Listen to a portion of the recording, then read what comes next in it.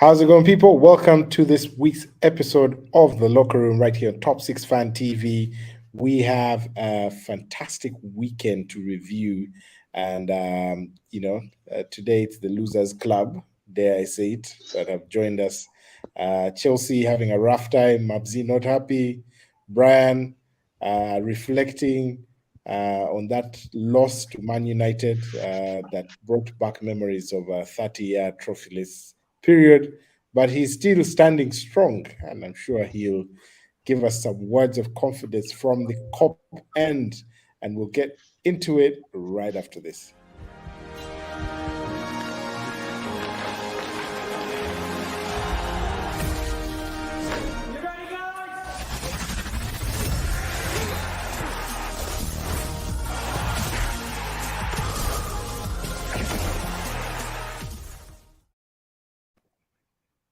Fantastic. Welcome, ladies and gentlemen. If you are just joining us, boys and girls, you're most welcome to Top 6 Fan TV, and it's The Locker Room, the weekly Premier League review show from the top six, bring you action from the top six teams in the English Premier League, the traditional top six teams, that is not the current makeup of the table. And if you're just joining us, hit the like button, hit the subscribe button, hit the notification bell, leave a comment, and we will be glad to have you as part of our family.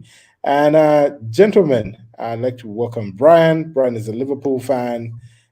He's wearing his black Liverpool jersey. He's in mourning on the results. Brian, you're most welcome.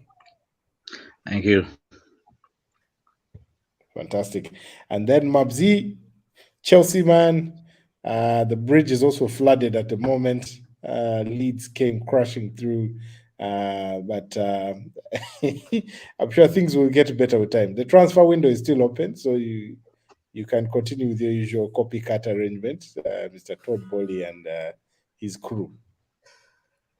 Thank you, Mathew. Great to be back. Not a good time to be back, but very optimistic. We may get something through in the transfer market. It's not a good time right now for Chelsea, but things will improve, most definitely. Fantastic. And yeah, brilliant. Let's get straight into the action and kicking it off with a very interesting result at Old Trafford, the theatre of dreams, Man United fans call it. 2-1, the result. Manchester 2, Liverpool 1. And, action-packed result coming in there. Man United desperate to overturn the first two losses of the season, and they came out guns blazing. And the results came after dropping a host of starters that have been misfiring, not just over the past two games, but over the past 2 years, so to speak. Maguire on the bench, McFred on the bench as well. And, United unlocking their DNA, in my view, ideally unlocking the pace that, made them so dominant in the early 90s and 2000s. Brian, what went wrong for Liverpool, in your view? Like, on a side note, I was hoping we'd do a preview, not a review. No. I was thinking let's go and talk about the Bournemouth game on Saturday, but let's go back. Let's revisit the pain. So I think we probably felt we're going to waltz our way through this game, and I just was a bit shocked by the complacency that. First of all, with the starting lineup, you start a game against a wounded Man Utd team with Milner and Henderson in the midfield. Definitely, if anyone was going to run at the team, the best team to run at was going to have those. We're going to have those two at the middle of the park. So first of all, at the coaching level, I can't pretend to be better than Klopp and his team, but that was a big no-no.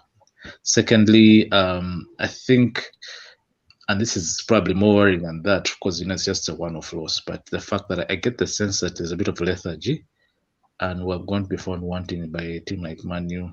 because over time, I think even if there's a bit of a drop off last season because we had such a good run. Then somewhere between the semi-final of the Champions League, the games that came in after that, we were actually not having a pattern of conceding the first goal in the game and coming back somehow. So I think it's been a pattern that we've taken up, and we always feel that we can always put it back, and eventually landed on a Man U with a new look Man U team with guys who have no qualms, no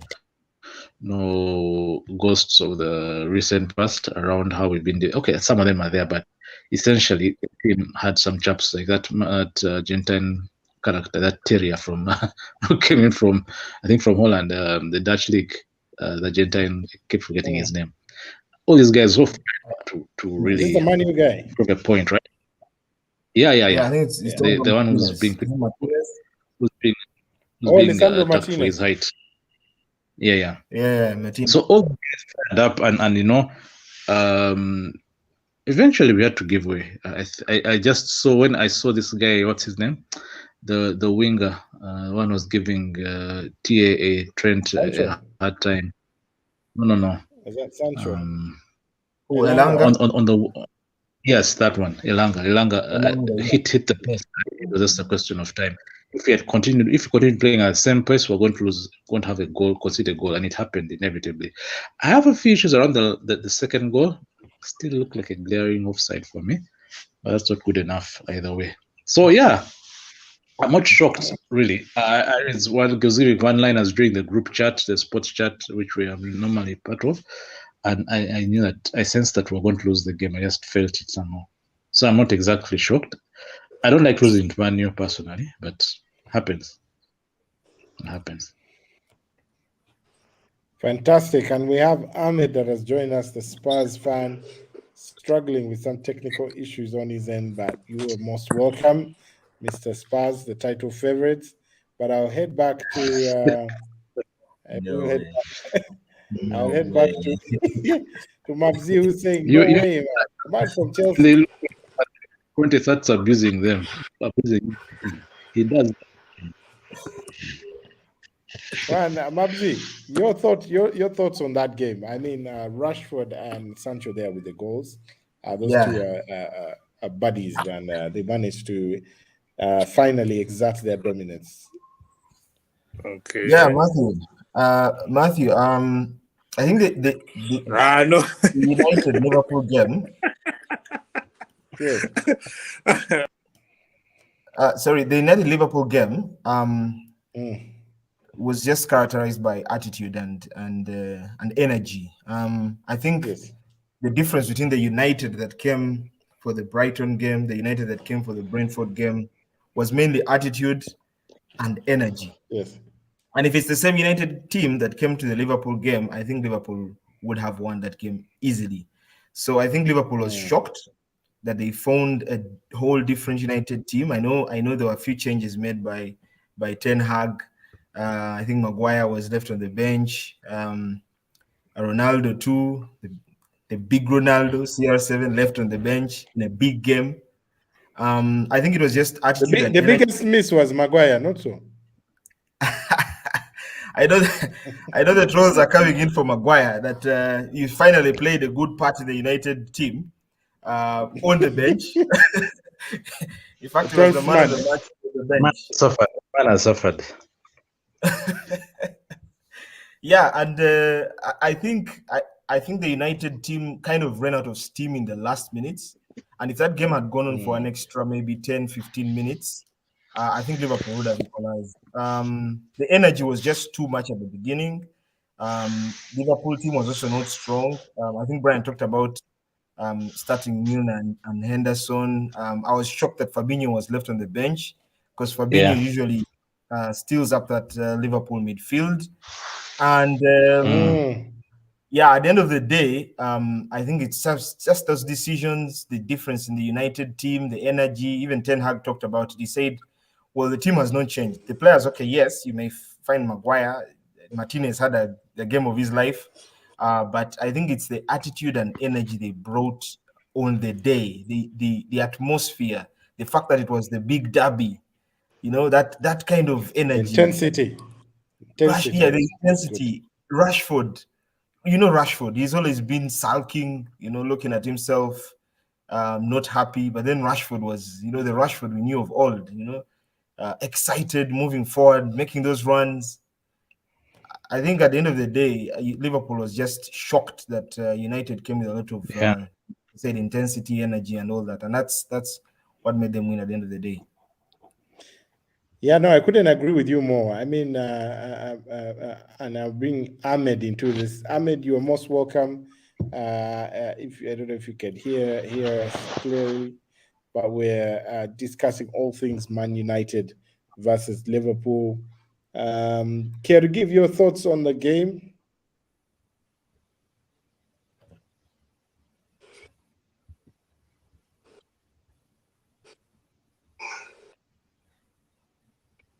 Yeah, Ahmed seems to have some delayed connectivity right there. But yeah, we'll circle back to Brian. Brian, this man right here, Virgil van Dijk, starting to look less human, like a Rolls Royce and more like a breakdown one. look at. I think there's a bit of sensationalism that comes with this. I think he's sort of like, if you're going to look at compare him with the defenders in the past, you'll probably look at Rio Ferdinand, right? Who you're not just jumping at and all that stuff. So I think, look, we were exposed. The midfield was exposed. I think you would not. I think he's a third casual. It's something which I even saw that season when he got injured. That 9 months injury when he was hacked by that clumsy keeper from Everton. Pickford, yeah. So, but just before that game, we I think maybe a couple of games before that, we had played against Leeds, right? And there was that crazy 4-3 score, right? And I remember him casual control of the ball. One of these guys, I think probably the Bamford, one of those Leeds guys was squad. We can't say that that's not part of his game. It's one of his flaws. He is playing for the first time, starting for the first time with Joe Gomez, right? There's a time that partnership was impenetrable. It was really, So I wouldn't want to draw conclusions around what has happened in 2 games. Yeah. But I think it takes take a bit of more coffee and see what's happening, because right now he see the thing. You cannot approach the game like you have the same starting lineup you had in the last 1-2 months of this last season. That's not the case. It's the time we had a wealth of options, right? Of course, you have the usual Thiago getting injured time to time, but at least you had some kind of cover, right? But I think our midfield is a bit brittle. Even the cover is injured, man. Oxlade-Chamberlain. Look, there's a guy who used to be called Sick Note. He was called Darren Anderton. No. Darren Anderton used to play Spurs. He was perpetually injured. As he comes in, you're like, wow, guy can do stuff. But he was half the time on the repair, whatever. So Keita is has even a worse injury record than Thiago, right?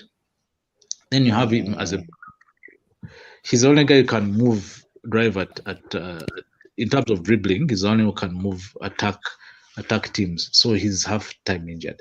Then you have Thiago, who's for one reason or another just getting muscle injuries. I think probably worse than mine in terms of frequency. Maybe it's because I don't play that often anyway. But he's then you have Henderson, who's, I mean, with all his running around, he does have. People tend to say they don't have skill. It's just that he's not as good as other typical midfielders, right? But you have Henderson and as Milner as you're starting, and I think I still go back to that thing. You cannot keep you cannot keep because in addition to having that stealth that Fabinho has, Fabinho is one who can kill those moves at the moment, those counters. He's one who's to protect the defense. Yes. Yeah, he's one who can hold on to. You see, you expect every Brazilian to dribble, but he has that thing of saying, "I'll hold on to that ball until you foul me." Because you notice when he got in, we didn't while holding the ball up a little longer, right? Yeah. So I think it was just, I think Klopp can say all sorts of things. This time he could not say Bad the day at the grassroots, office. right?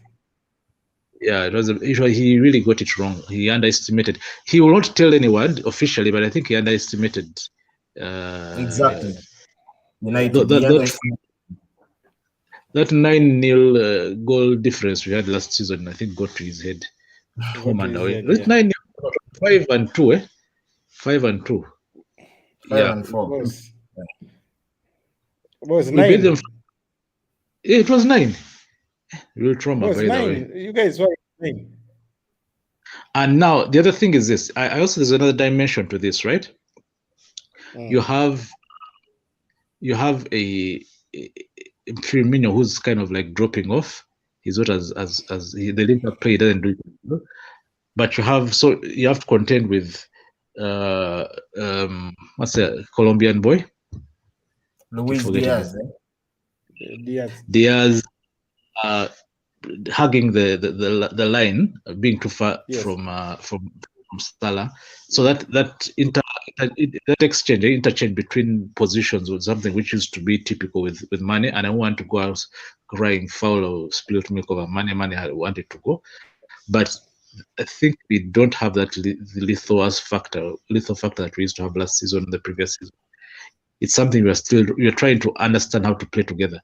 And Jota was probably a good part of that. Probably would have helped us manage this transition. But the fact that he's injured, exactly, suspect. I look at that lineup and I was like, okay, fine.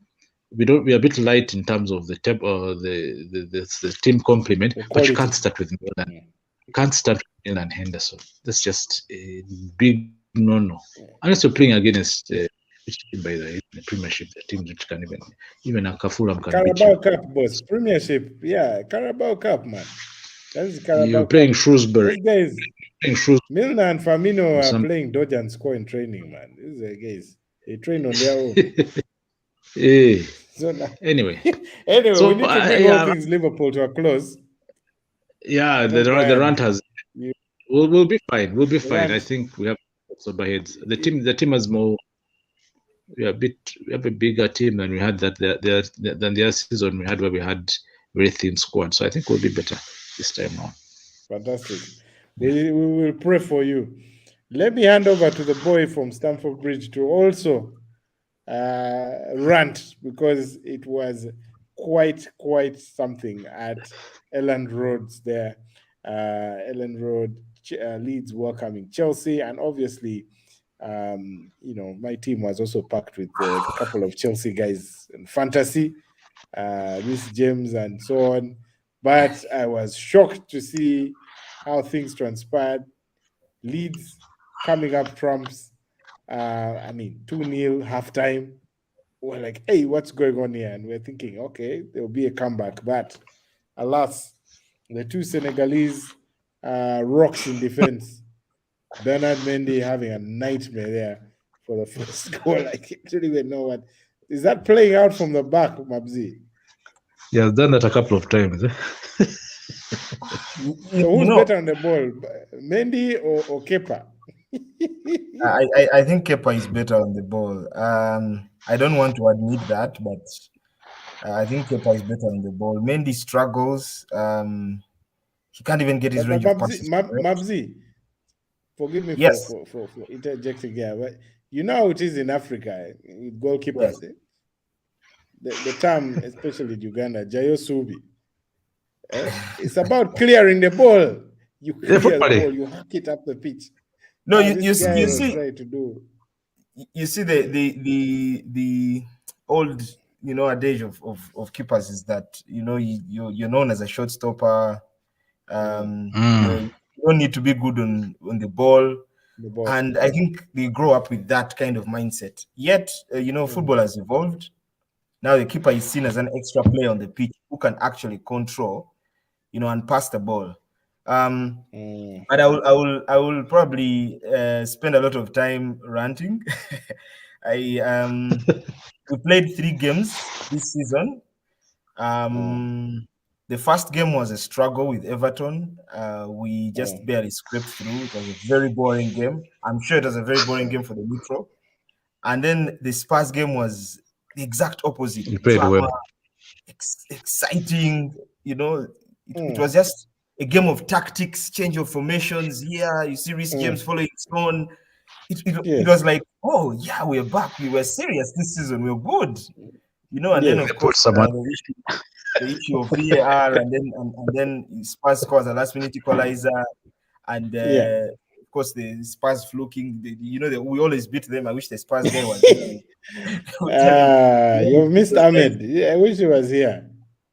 I should have. So I thought that maybe when you go into the Leeds game, it's going to be a walk in the park. We played Spurs. Everyone is talking about how Spurs is strong, and they just fluked an equalizer against us.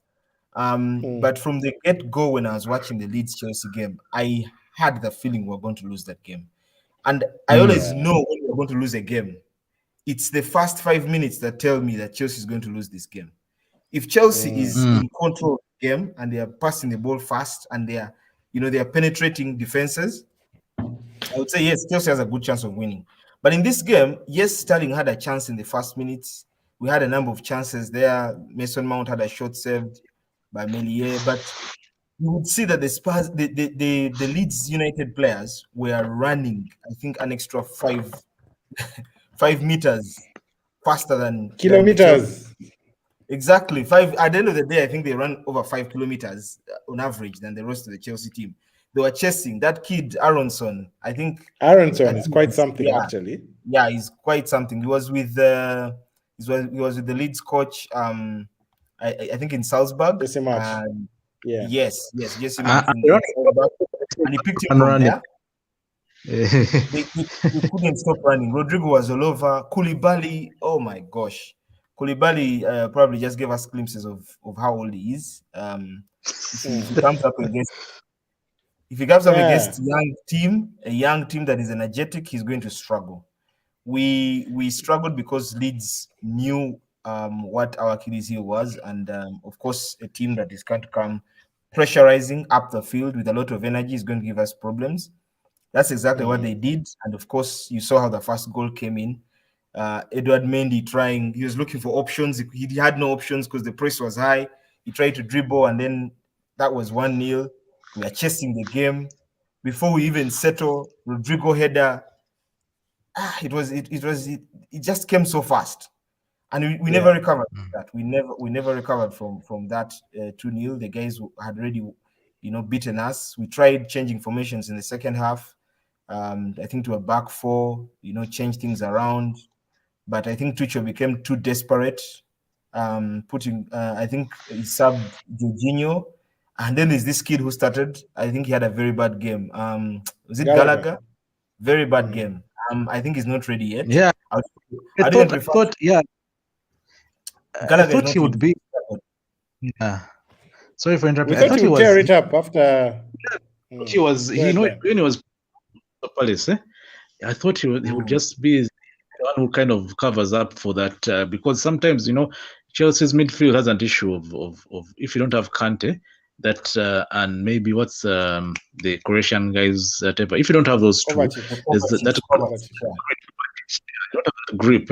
That have that grit in the team. Now, I thought Gallagher was going to do that for them, but it looks like I think it was a game too soon for him, in terms of playing for a big team. That is, I thought. But Brian, in all fairness, he's more offensive than he's. That's what I was going to say. I think the formation did not favor the way Gallagher plays. Yeah. He was in the middle of the park. You have these Leeds players running all over the place, chasing him. Hunting him down. He didn't have a second. He didn't have a second on the ball. He didn't have. He couldn't even get a chance to be confident in the game. He was hacked all over. So it was a bad day for him. Generally, bad day for Ghana. We're attacking runner. You could draw similarities to the way Man United drew their game plan against Liverpool. To be honest, I could see quite a bit of the harrow, and the pressing and the pace on the wings and the flanks, and eventually the fouls as well. They foul you as well. They just knock you a bit. Exactly. Koulibaly decided to become like Chiellini, and he did a Saka. Those are traits from Serie A, pulling shots. He did it twice. Oh my gosh! But what is obviously? Sorry, go ahead. Yeah. Yeah. Oh, no, yeah, that was. Go ahead. No, it's okay. It's okay. You can proceed. It's okay. Yeah, no worries. No, I was just saying, just to close off the Chelsea thing, and I'll bring in Brian and then Mabzi very quickly. How badly do you think Chelsea miss a recognized striker? I mean, we can see what Harry Kane is doing for Spurs. Gabriel Jesus has lit Arsenal's attack up.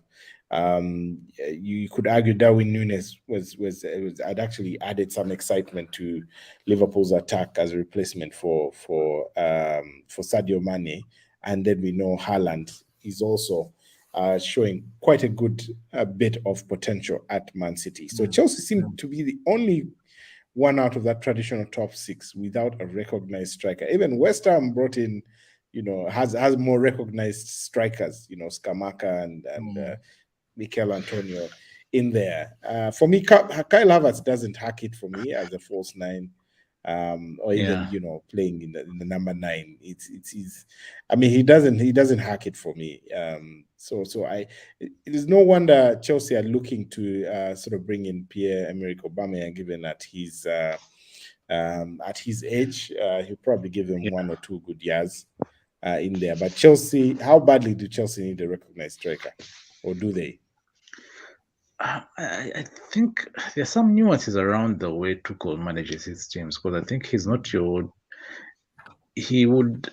I think you see how even Dortmund involved, because Aubameyang is ready to lump the ball up to the guy and he holds up play kind of striker. Yeah, he attacks from the sides, from the wing. Yeah, he kind of has a Mane Salah kind of thing going. He's not your strict number 9. So that's the team that. I think one of the most impressive teams that Tuchel had, the Dortmund team that Liverpool beat in, is it 2016? Yeah. I'm just trying to look at, as you try to understand this, you have to look at the pattern of play of the coach, how effectively he is with the teams that he builds. So would you say he needs a strict number nine? Because you saw how it worked out with him and Lukaku last season. I don't think Lukaku is an entirely bad player, but for some reason, that's a traditional number 9 thing. That guy who's the good old-fashioned number 9 thing is not something that plays into Tuchel's kind of game, because he wants to control the game. He wants to have a tight-knit setup. So it needs people who are quite a bit fluid, who can move around. So I don't know if that number 9 would have to be maybe at best would be like a 15 to 20 goal striker with the midfield supplement, right? So I don't think I think they need some guy who can fit in the mold of the Manes and the Salahs, who can now suit that kind of play, attacking from the wings, but not this center. I suppose. Yeah. Sorry for interjecting there, but I suppose that's why they brought Sterling in. But Mabzi, just to wrap up on that, do you think Sterling is enough for them, or do they actually need a more recognizable number 9? Okay. I think Chelsea doesn't need a natural old school number 9. No, the way we play, we don't need one. Right now, what we need is a natural finisher. Oba, by the way, is not a natural 9. He's more. Yeah. Even I don't think even Jesus is drifting in from the left. Yeah. Yes, and I think the modern game is more or less a player who's going to drift, infield to the left, to the right. Move the play. Movement is key. It's not the target man now anymore. So I think we don't need a target man. We don't need a natural 9. I know Haaland is a very good striker, but I think we need a natural finisher, one who's going to put those chances away. You saw Kai Havertz against Spurs. He had a sitter. He just from Reece James, he had a sitter. He just placed it wide. Sterling has missed so many clear chances. I think what we need is a natural finisher, someone who can put away maybe 3 out of 5 chances. I think we'll be good to go. Yeah, thank you. Brilliant. Right. So moving on to Spurs, who had a 1-0 victory there over the weekend. They also came in and were able to beat Wolverhampton at the Tottenham Hotspur Stadium. Goal coming in courtesy of Harry Kane, and I think that goal moving him up to, I think, was it third or fourth in the all-time Premier League goal, standings. Still some way behind Alan Shearer, but moving him quite close. Spurs looking good, being able to wither the pressure, the tension from the opposition teams, and we also saw that against Chelsea. And somehow coming to find a result. It was a draw against Chelsea, but this time, pushing on through Harry Kane. What's your thoughts on this? I'll kick off with Brian on Spurs and how good are their chances for the season? I in all honesty, I expect them to start in a bit more explosive manner, attacking wise. I expected them to be steamrolling teams with the likes of Perisic added to Kulusevski, Son, Kane. Richarlison is coming off the bench. They have potentially a lot of the other top 6 teams missed in a solid midfield anchor there in Bissouma, who, I mean, if you play against teams that like to dominate the midfield, if you double pivot Bissouma and Højbjerg, you're basically taking control of the midfield. So Conte has quite a number of assets at his disposal, but is grinding out a result. Is the manner in which they're grinding out results right now a concern in terms of they're scrapping through, or is it a different character that we're starting to see from them? I think that there are 2 arguments that would give Spurs some bit of merit. One is that they're trying to embed some new players into the new pattern of play. Some guys are learning how to play the Conte way, so that they've started well. So as long as you're not losing, you actually won most of your games, or let's just draw one. So I think that's a plus. Secondly, I think Conte, in spite of the fact that he stocks his teams with quality players, he's a guy who doesn't come cheap. He always wants top-notch players, right? He is a quintessential Italian. So if you look at how the teams of the past, Juventus used to play, I mean, Conte was in the same team that had Roberto Baggio. It had what's his name? Quite a number of guys actually. There's Ravanelli. It had at some point Vialli as well. Alessandro Del Piero. So if you've seen somehow, he was that guy who used to hack people in the midfield. Talented though, but that thing of containment, I'd rather lose. I'd rather draw. I don't want to go all out. I don't want to dominate play like the way Pep's, Guardiola and the Klopp's teams play. It's a bit different. It's more controlled.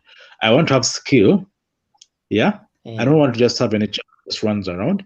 He wants to have guys who know their positions, who can move, and he won't have to dominate play. Now the problem is that, much as that is the case, because it usually does very well against the bigger teams, right? Because that kind of game is to manage the likes of Liverpool and Man City. Because I think they lost 6 points to Man City Man City lost 6 points to them last season, right?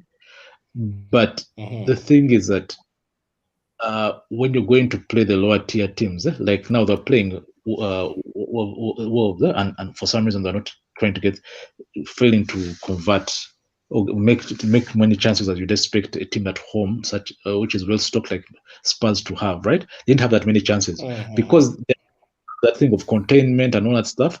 When a team that comes in that is smaller than the in terms of stature than they are, in terms of should I say pedigree, they don't know how to engage them at that level, right? So that's just one of the. But generally speaking, I think it's a good start. I'm a bit more worried about them than I am of in terms of rivals for top 4 than I am of Chelsea, to be honest. Because just trying to find it, to be honest. Interesting, Mabzi. You tried this, man. Conte won you the Premier League. Do you agree with Brian's assessment? I actually found Conte to be very capable of playing attacking football. Of course, Spurs' DNA remains. They sort of took the crown of from Man United in terms of just being that team that's renowned for a very solid counter-attacking style of football, soaking up the pressure and able to hit you very effectively, something we are seeing the likes of Crystal Palace start to imitate. In my view, Mabzi, before I bring you in, I would say for Brian specifically, to Brian's point, the control of midfield, preferring that over. I think Conte is probably has handbrakes on the attacking side because he's the attacking style, the attacking part of his philosophy is heavily dependent on very effective fullbacks.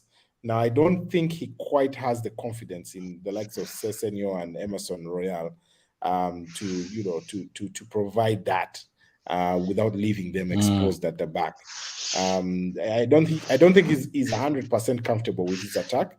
With his attack in that sense, but it actually sheds more of the spotlight on the inefficiencies in his defense. So I think he feels his defense is vulnerable and needs to shield that a little bit more, and that's coming at the expense of the fullbacks bombing forward as much as his previous teams used to, specifically Chelsea. I don't know, Mabzi, what's your thought?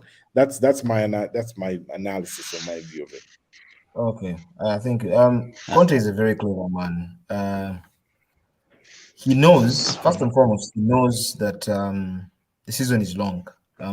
Teams are very strong.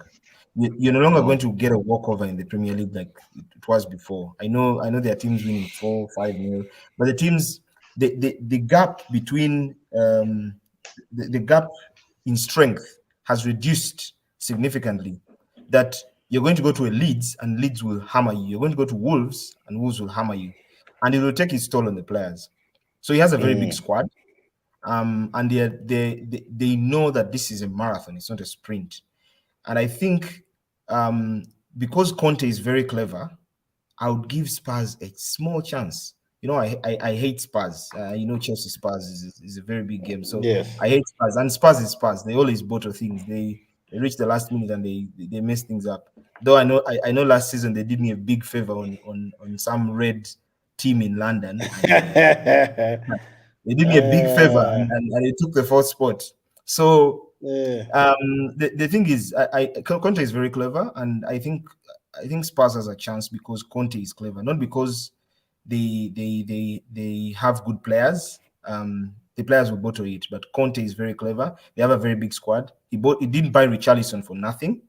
They still have Lucas Moura.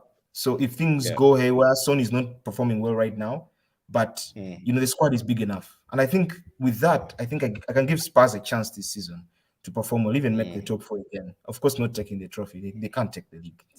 It's something. I think then. I agree with you, Mabzi. I think they'll definitely make top 4. They'll probably finish 4th with us, in 3rd, and we'll see Chelsea dropping out in there into the Europa League at the current pace. Unless you go and buy half of Fulham, maybe. I see Liverpool. I see Liverpool dropping out. I see Liverpool dropping out of the top 4. You wait. I think you know what? I think it's too early to tell. In my view, people are getting excited. I mean, Spurs was top of the table last season after the first 3 games, right? And look what happened a few weeks later. They had to fire their coach, and fortunes flip. And in there's always the banana peel of the Champions League for those who are involved and balancing exactly, your squad, exactly. And the fixtures coming in thick and fast, and relatively, you would say, relatively similar with Europa League. Because it's why West Ham may get relegated. They had a very long season last season. They were struggling. They had Europa. They're suffering. But to be honest, they have, yes, as much as they are struggling at the bottom, they have tried to bring in a few new signings, and they, and I think it will take time for them to bed. All in all, I think the teams will start firing. Liverpool, Chelsea. It will take them some time to fire. I think it will depend on how fast like who sets the pace in terms of I mean, how, will they find a city that is running away with it, or will they find a tightly knit contest at Will the they top? find Arsenal running away with it? Arsenal. I doubt. I'd like to temper those that excitement they're coming from Arsenal. And as you mentioned Arsenal, I will pull you in there. Mabzi, what you're talking about Arsenal running away with it. Does that mean you seem to be having a different view about Arsenal's chances? I'll actually swing that to Brian. Brian, welcome back. Yeah, sorry, I had a connection problem. Huh? No worries. Yeah, are you able to hear me? Yeah, so I can hear you. I'll bring in Brian at the end, but Arsenal coming out 3-0 winners at Bournemouth, quite dominant that display because they did have a couple of goals as well chalked off for offside or rather by VAR. But goals coming in from Martin Odegaard with a couple, and then very interesting goal. Saliba Stunner. Saliba, they're calling it Saliba Stunner. Gets the backdrop, the fan song there they sang for him. And what's your take on Arsenal's chances? I mean, do they look different? It's just a couple of games in, a few games in. Will they? Do you think they'll definitely look like they're going to secure top 4, or is this just a flash in the pan for them? Yeah, is that me? Matt? Yeah, Brian. Yeah, I think it's not quite definitive because I'll need to see how they get into the half of the season, because you're contending with Tuchel and Conte and Klopp, right? That's going to be a bit of a stretch. But look, and Ten Hag, by the way. Yes, I don't know. I wouldn't believe you. I still think on the balance of things at the moment, I still think it was a one-off. Arsenal is probably no. We can't judge their season based on Man Utd season based on one game. But the cliche thing of saying progress. But I think there's some bit of not a method to the madness, but there seems some bit of structure to the way this Arsenal is being run at the moment, which I think is a good thing. So the problem is they may come in, and maybe because we'll see how this the midfield holds up against aggressive teams, but I think there's an issue around the midfield for Arsenal. I think that's what the biggest issue is for them, because you have what's his name? And I'm not good with certain names, but there is the Partey is still, I think, yet to get his feel around the Xhaka. Xhaka is potentially sometimes pain. So I think there are questions around midfield, just like when you're trying to pit Liverpool against Man City, the questions around midfield, right? Arsenal against the top 4 which may come in for them, but I think it's a good start. The fact that they beat Crystal Palace the way they did and outrun them, because you're going to try to compare this game, the first game, with the one they had last season when they capitulated against. Basically, they were quite ahead of Spurs the time they beat Crystal Palace last season, right? And they just were outmatched by Crystal Palace. Fast forward this first season of the game, and they did not allow that to overwhelm them. Yeah, they actually went toe to toe with the Crystal Palace team. So that gives me, and I'm an Arsenal sympathizer anyway, gives me some bit of hope that maybe they may give Tuchel or Conte a bit of a fight, to be honest. Even Klopp as well. Mabzi, your side of it? Well, I rarely say good things about Arsenal, because I've always not liked Arsenal. so many years, back to the Thierry Henry days, struggling with Marcel Desailly. So I've always not liked Arsenal. But this season, I think Jesus has really added the Arsenal forward line. Yeah, it's just, yeah, he's given Arsenal something different. But my worry for Arsenal is that they may be over reliance on that. And if maybe Jesus has a bad game or probably is not in, Arsenal may just revert back to I'll call them factory settings. But I think Arsenal's had a good start. It gives them an edge, I think, over the rest of the teams. However, I think that's 9 points. As a Chelsea fan, yeah, it's just 3 games in. Anyway, it's too early. As a Chelsea fan, I think Arsenal will get back to equilibrium. I know there is equilibrium out there, which is 5th position, and eventually, cold night in Tyneside, Newcastle 3, Arsenal 0, and yeah, we're back to factory settings. So I think Arsenal guys should really just be excited about this, and as it lasts, because equilibrium. Looking like a true Chelsea fan. Now, yeah, he's a wounded animal. He's looking for a place to deflect his pain from the weekend. But Mabzi, we'll let you be. Is that new midfielder they got from? I think that's the Portuguese league, right? Vieira, yeah, Vieira, yes. You're yet to see him. Let's see what happens. That may give us some bit of perspective as to how they have a stand up against the likes of Chelsea and Spurs and Man Utd and Liverpool. Yeah. Yeah, for me, it's not being able to replace, to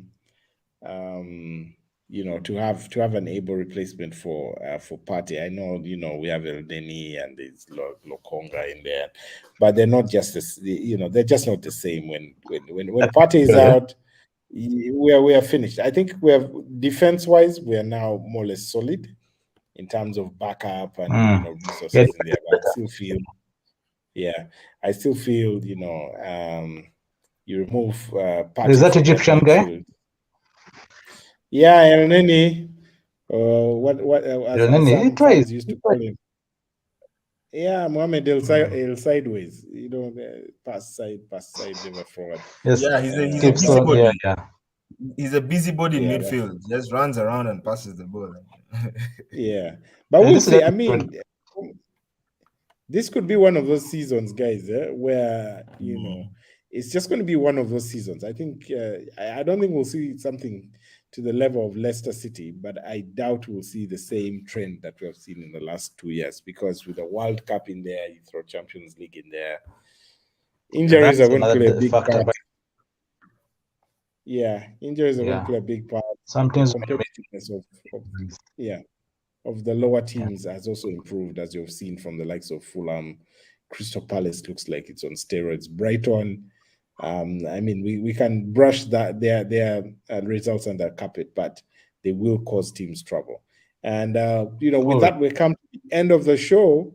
Ladies and gentlemen, if you're just joining us, feel free to subscribe, hit the like button, hit the notification button, do leave a comment, and we will have to leave it at that for now and be back next week. Thank you, Mabzi, for joining. We wish Chelsea the best.